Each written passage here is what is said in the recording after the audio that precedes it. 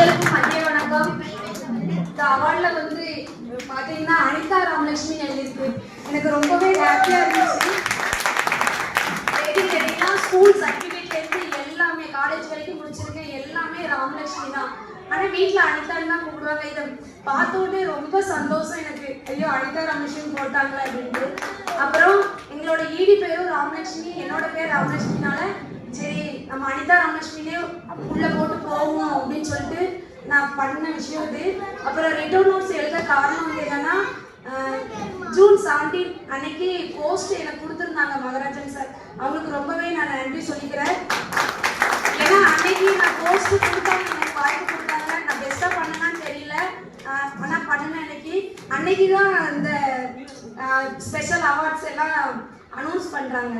Announce பண்ணல கண்டிப்பாக நம்ம போஸ்ட் பண்ணுற அன்னைக்கு இந்த அவார்ட்ஸ்லாம் நம்மளுக்கு கிடைக்கணும், ஒவ்வொரு அவார்டும் நம்மளுக்கு கிடைக்கணும்னு நினச்சி நான் விஷயம் பண்ணதில் இது ஒரு அவார்டு எனக்கு கிடைச்சிருக்கு. அடுத்த வரக்கூட மீட்டிங்கில் எல்லாமே வாங்கணும்னு நினைக்கிறேன், என் டீம் மெம்பர்ஸும் வாங்கணும்னு நினைக்கிறேன். அப்புறம் இன்னொரு விஷயம் சொல்லணும், நான் வந்து நிறைய நெட்வொர்க் பார்த்துருக்கேன். எப்படின்னா எங்கள் கணவர் மூலியமா அவங்க வந்து நிறைய நெட்வொர்க் ஃபீல்டில் தான் ஒர்க் பண்ணிட்டு இருக்காங்க. எல்லா வாய்ப்பும் கொடுப்பாங்க, ஆனால் எடுத்துக்கிடவே மாட்டேன். இதெல்லாம் நான் பண்ண முடியுமா வேண்டாம் வேண்டாம். அப்போ எங்கள் ரிலேஷன் மூலியமா தான் கொடுத்து எங்கள் கணவருக்கு தான் கொடுத்தாங்க. அவங்க சரி இது லேடிஸாக பண்ணுறாங்க, நீனும் பண்ணி பாரு அப்படின்னு சொன்னாங்க. ஆனால் ஐடி மட்டும் பிளேஸ்மெண்ட் பண்ணிட்டு பெசாட்டி உட்காந்துட்டேன். 4 மாதம் செப்டம்பர் மாதம் ஐடி போட்டேன், டிசம்பர் வரைக்கும் ஒர்க்கே பண்ணலை. யாரும் இந்த தப்பா பண்ணிடாதீங்க, கண்டிப்பா சொல்றேன். அந்த தப்பை யாரும் பண்ணிடாதீங்க. டிசம்பர் மாதம் ஹோம் லோன் நாங்கள் கட்டிட்டு இருக்கோம். அதுக்கு வச்சிருந்த காசை தான் ஆஃபீஸில் போயிட்டு மல்டிபிள் பண்ணோம்.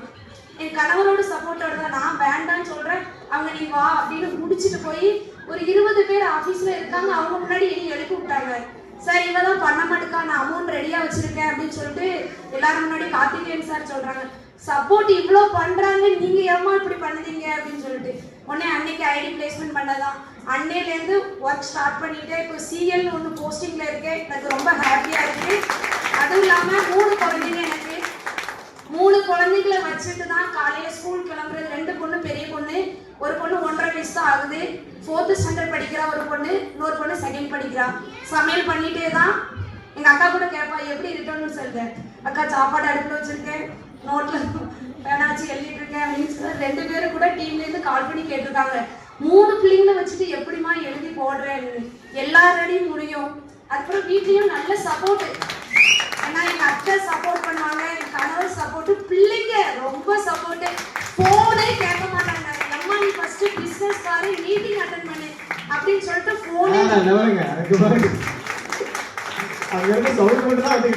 3 பிள்ளைங்களுமே சின்ன பிள்ளைங்க கூட ஃபோன். அந்த பொண்ணு ஃபோனே எடுக்க மாட்டான், ஃபோனே கேட்க மாட்டான். அதுவும் இல்லாமல் கொஞ்சம் லேட்டாக தான் எழுதிப்பான்.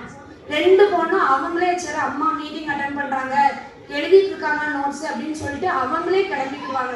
எதுக்கு இந்த வார்த்தையை நான் சொல்றேன்னா, தொடர்ச்சியா ஒரு விஷயத்த நம்ம பண்ணும்போது நம்ம சூழ்நிலையும் மாறி